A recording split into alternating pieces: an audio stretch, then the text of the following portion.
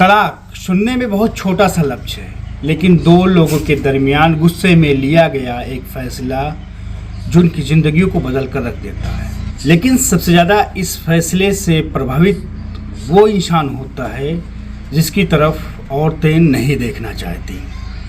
एक वो बूढ़ा बाप जिसने एक एक पैसे, एक एक पाई अपनी गाढ़ी कमाई का इकट्ठा किया और अपनी लड़की का बोझ सीने से उतार दिया। मतलब उसकी शादी करा दी और उसने इत्मीनान से सोचा कि चलो एक मसला हल हो गया।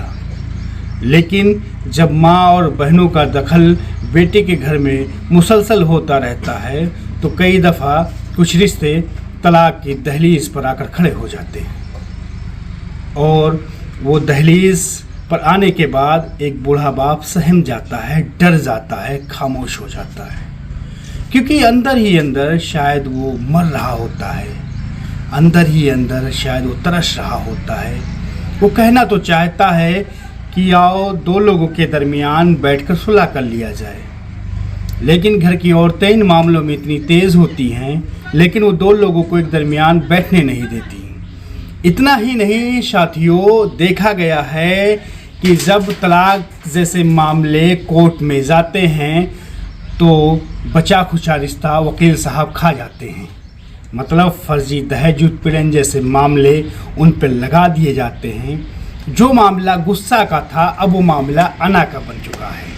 अगर चाहते तो मुनासिब था दो परिवार आपस में बैठते और मामला सुलझ जाता, मतलब उस दो परिवार के बड़े बुजुर्ग। लेकिन दोनों तरफ औरतों ने कुछ मामले को इस तरीके से तान रखा था, उलझा रखा था कि उस गुस्से की आग में एक बेटी नहीं बल्कि एक बाप चल रहा था।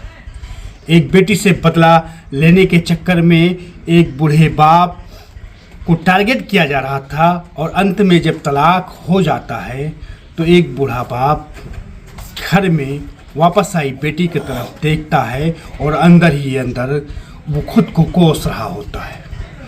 उसे ये लगता है कि मैंने अपनी बेटी का रिश्ता शायद किसी गलत जगह कर दिया था, लेकिन शायद वो भूल गया था कि उसकी बीवी और उसकी बेटी ने उसके घर में दखल दिया था और प्लस लड़के के घर वाले ने और उनके परिवार ने उस मामले को ताना और खींचा और दो लोगों को ले जाकर अदालत में खड़ा कर दिया।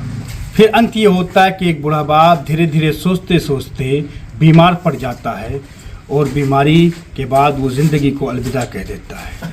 फिर इतना ही कहना है दोस्तों और साथियों कि हमेशा तलाक जैसे जब मुकाम पर आप खड़े हों तो प्रयास ये करें कि दो लोगों के दरमियान सुलह कराएं। सुलह कराना बहुत अच्छी चीज़ें हैं, बहुत अच्छी बात है, और जब दो लोगों के दरमियान आप सुलह कराएंगे तो इससे दो लोगों के रिश्ते ख़त्म होने से बच जाएंगे।